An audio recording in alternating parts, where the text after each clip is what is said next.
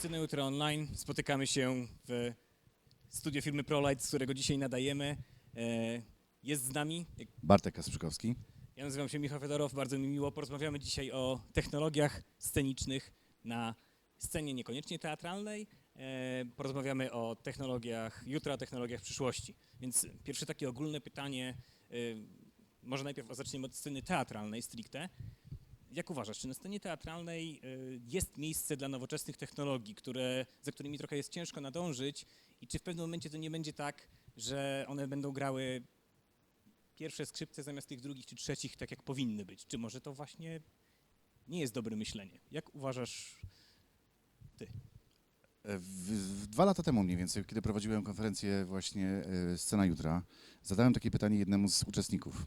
Zapytałem, na ile rozwijająca się w szalonym tempie technologia nie jest w którymś momencie nadrzędną wartością, jeżeli chodzi o tworzenie na scenie w ogóle. I on mi odpowiedział, właściwie to nie jest tak. To nie chodzi o to, jak daleko zabrniemy i jak wysoko chwycimy, jeżeli chodzi o możliwości, które daje technologia. Chodzi o to, jak szeroko możemy zastosować je w opowiadaniu historii.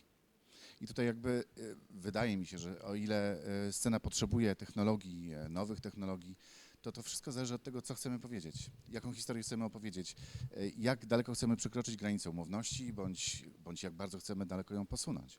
Technologia daje nam tę możliwość poprzez ożywianie tła, poprzez ułatwianie tak naprawdę, czy oświetlania, czy udźwiękowiania osób, które poruszają się na scenie w sposób dynamiczny. Właściwie tutaj nie ma granic, a przecież są też spektakle, w których właściwie nie ma aktorów, a jest sama technologia. Tańczące sufity, światła i tym podobne rzeczy, to już jest w tej chwili, można to zobaczyć nawet w internecie.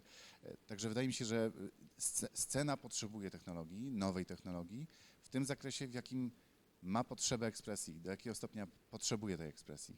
Czyli gdybyśmy chcieli zdefiniować taki tradycyjny teatr, to trzeba go tak naprawdę definiować na nowo w trakcie rozwijania tych technologii. Tak jak, jeszcze kończąc wątek mój, rozmawiałem ostatnio z reżyserem opery i właśnie zadałem takie pytanie, tak? Czy w takiej operze tradycyjnej ma miejsce technologia? On powiedział, że jak najbardziej. Czy z teatrem jest, rozumiem, podobnie?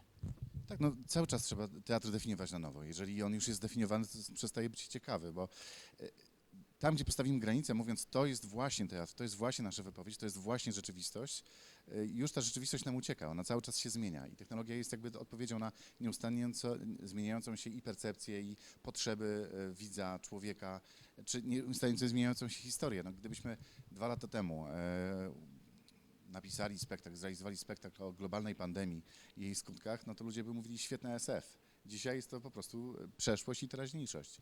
Dlatego trzeba reagować i wydaje mi się, że technologia daje chyba największe możliwości w zakresie właśnie zmiany narracji, czy nawet symulowania pewnych rzeczy, których jeszcze nie znamy, nie wiemy, tak jak z tą pandemią chociażby. Jako że jesteśmy w temacie sceny jutra i właśnie w temacie pandemii, który 2 lata temu był science fiction, to czym jest science fiction dzisiaj za 2 lata? To znaczy, o czym byśmy dzisiaj na przykład opowiadali, jaka jest, powiedzmy, twoja predykcja, tak? Co może się wydarzyć? Science fiction to jest w ogóle Już nie mówię o wydarzeniach pandemicznych, tylko o wydarzeniach oczywiście stricte sceno-jutrowo-technologicznych. Science fiction jest często mylnie brana za opowiadanie historyjek, bajek dla dorosłych. Ja uważam, że jest to rodzaj prób symulacji tego, jak człowiek mógłby się zachować i kim człowiek byłby w danych okolicznościach, które na obecną chwilę mogą się wydawać niemożliwe, bądź są po prostu niemożliwe. Czyli opowieść o człowieku, czy to pozbawionym grawitacji, czy to pozbawionym możliwości wyjścia z domu, czy pozbawionym jednej płci lub zwielokrotniony. Możemy sobie to wymyślać, jak tylko chcemy, ale zawsze jest to odpowiedź na pytanie, kim człowiek mógłby być w danej sytuacji. To jest zawsze o człowieku. A człowiek się zawsze odnajdzie w danej sytuacji, bo taka jest jego natura, tak? Przeżycie. Więc, mówiąc wprost, dzisiejszy SF może być jutrzejszą przyszłością, ale na pewno jest jakimś rodzajem eksperymentu filozoficznego na temat tego, kim jesteśmy albo kim będziemy.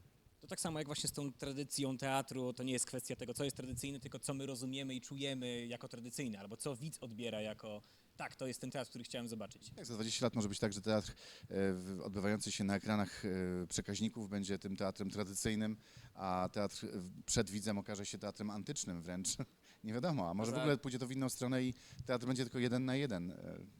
Trudno to przewidzieć. Idąc w taki już kompletny science fiction, czy za 10-20 lat założymy hełmy na głowę, żeby być w tym, czy tam podepniemy się do komputera, ale tak naprawdę będziemy oglądać teatr szekspirowski, który będzie oświetlony tylko świecami? Ja się boję, że może być tak, że zamkniemy oczy i będziemy od razu już na miejscu zdarzeń. Czyli takie Black Mirror niemalże. Niemalże.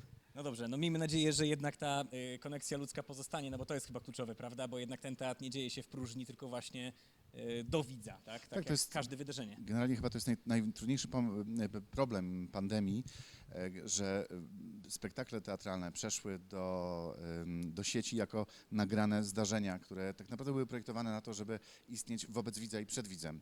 W momencie, kiedy następuje ta czwarta ściana posunięta już do granic możliwości, czyli do tego, że aktorzy grają do kamer, a dopiero stamtąd tu następuje ta wielka, pusta przestrzeń, gdzieś tam jest ten niewidoczny widz, to powoduje, że te spektakle nie mają tej siły, jaką miały live i wydaje mi się, że warto próbować przekroczyć tę granicę, którą nam tutaj postawiła ta konwencja. A to nie jest trochę tak, że to jest taka delikatna podróż w przyszłość, to znaczy to i tak by się wydarzyło, tylko po prostu w dalszym horyzoncie czasowym? Nie wiadomo. Nie potrafię tego powiedzieć, bo nie jestem jasnowidzem, natomiast wydaje mi się, że rzeczywiście cała ta atomizacja naszego życia społecznego i to przejście w ekran komórki i jakieś odseparowanie się od sąsiada, to może postępować w ten sposób i kwestia pandemii, tego co zrobiła też z formami właśnie takimi jak teatralne, i daje dużo do myślenia. Na pewno jest ciekawa rozmowa, moglibyśmy ją pewnie ciągnąć w nieskończoność. Myślę, że możemy powoli kończyć, żeby nie przedłużać. Na pewno zapraszamy na scenę jutra, która odbędzie się w listopadzie. 17 listopada listopada. 2021 roku. Ja tylko chciałem jeszcze dodać do tego, że to jest scena jutra i to są nowe technologie, więc tam również spróbujemy przekroczyć tę granicę, o której dzisiaj mówiłem, czyli granicę pomiędzy zamkniętym na scenie aktorem i zamkniętym w domu widzem. Zapraszamy.